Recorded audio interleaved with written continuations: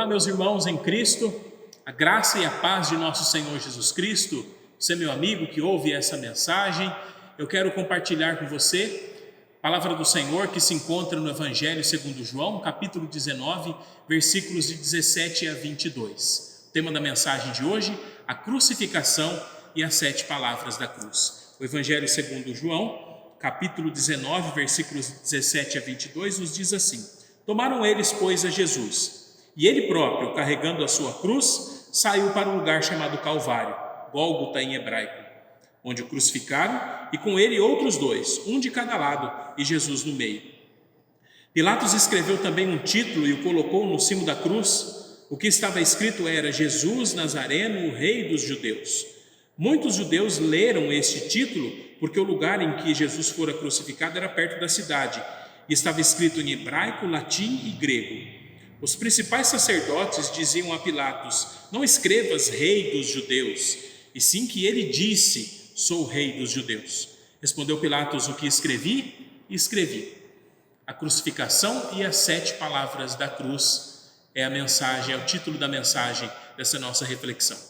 Os 4 evangelhos, em sua narrativa, descrevem a crucificação de Jesus, essa situação terrível vivida pelo Senhor Jesus. Quando nós lemos o episódio da crucificação, nós devemos entendê-los, devemos observá-los sobre a perspectiva do cumprimento dos propósitos divinos. Ou seja, Jesus não foi martirizado, ele entregou a sua vida. Ele mesmo entregou a sua vida e sofreu essa terrível situação de tortura e condenação à humilhante morte por crucificação. O Senhor Jesus estava no controle, ele sempre está no controle. A mensagem, as 7 palavras da cruz, são 7 frases ou 7 expressões ditas pelo Senhor Jesus quando estava pendurado no madeiro. E essas expressões nos ajudam a entender quem é e o que fez, qual é o significado da morte de Jesus Cristo. A primeira palavra de Jesus na cruz, ou a primeira expressão, foi: Pai, perdoa-lhes porque não sabem o que estão fazendo.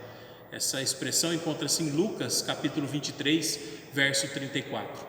Jesus desejava o perdão não somente para os que o crucificavam, mas para todos. Jesus morreu por causa dos pecados da humanidade. Sendo assim, todos, em certo sentido, somos culpados por sua morte. O perdão de Jesus é estendido a todos que depositam a fé nele, a todos aqueles que o reconhecem como Senhor e como Salvador. Esses que reconhecem a Jesus como Salvador têm os seus pecados perdoados, que depositam em Jesus Cristo a sua fé, e assim essas palavras também nos alcançam. A segunda expressão de Jesus Cristo ali na cruz foi: Hoje você estará comigo no paraíso.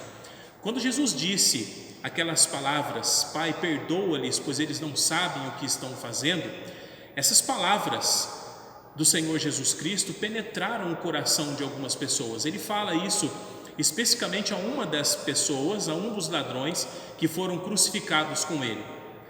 A ação regeneradora do Espírito Santo alcançou um daqueles homens que estava crucificado ao lado do Senhor Jesus. A palavra de Jesus alcançou os ouvidos e penetrou o coração daquele homem.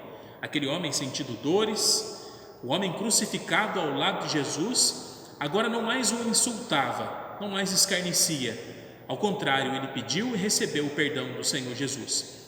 Jesus disse, não daqui a 10 anos, daqui a 1 milênio, ele disse: Hoje mesmo estarás comigo no paraíso. A terceira expressão de Jesus na cruz, ou a terceira palavra, é: Mulher, eis aí o seu filho, eis aí a sua mãe. João 19, versículos 26 e 27. Jesus demonstra aqui a sua preocupação com Maria, sua mãe. Ele está dizendo que a partir de agora era João quem cuidaria dela. Jesus não disse que os seus irmãos o fariam, pois ainda não criam nele como Senhor.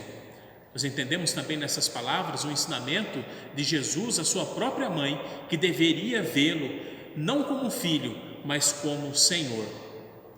E a quarta expressão de Jesus na cruz é: meu Deus, por que me desamparaste?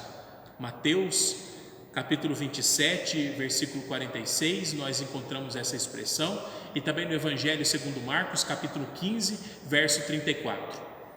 As naturezas de Cristo, as duas naturezas, humana e divina, nunca se separaram. E fica claro que a comunhão íntima de Jesus com o Pai foi temporariamente rompida quando ele levou sobre si os pecados de todos.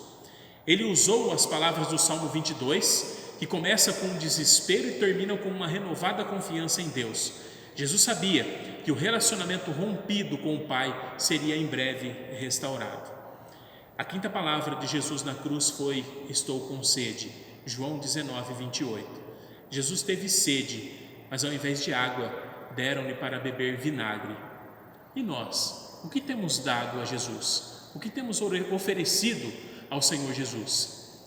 Ele quer que aqueles que creem nele sejam pessoas dispostas a servi-lo, que reconheçam o seu grande sacrifício e o sirvam com amor e grande alegria. O que você tem dado a Jesus? O que você tem oferecido a Jesus? A sexta palavra ou expressão de Jesus na cruz encontra-se no Evangelho de João, capítulo 19, verso 30, quando ele disse: está consumado, está pago, tetelestai, foi a palavra que Jesus disse. Isso quer dizer que Jesus pagou o preço, a dívida do pecado foi quitada. Lá em Isaías capítulo 53, verso 6, nós lemos que todos nós andávamos desgarrados como ovelhas, cada um se desviava pelo caminho, mas o Senhor fez cair sobre ele a iniquidade de todos nós. Foi isso que Jesus Cristo fez. Ele morreu na cruz para pagar o preço dos nossos pecados e ele nos resgatou e ele comprou-nos um lugar no céu que nos é oferecido gratuitamente. A sétima palavra de Jesus Cristo ali na cruz foi: Pai, em tuas mãos entrego o meu espírito. Lucas 23, 46. Chega então ao final a agonia da cruz.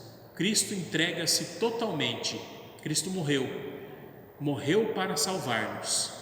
Quando nós entendemos essa história como a história do nosso grande Salvador e nós entregamos nossas vidas a Ele, a sua morte passa a fazer parte das nossas vidas. O perdão conquistado por Cristo atinge as nossas vidas de maneira maravilhosa e nós passamos a ser herdeiros de Deus. Ele morreu sim, mas sabemos que ao terceiro dia Ele ressuscitou e Ele está assentado à direita do Pai.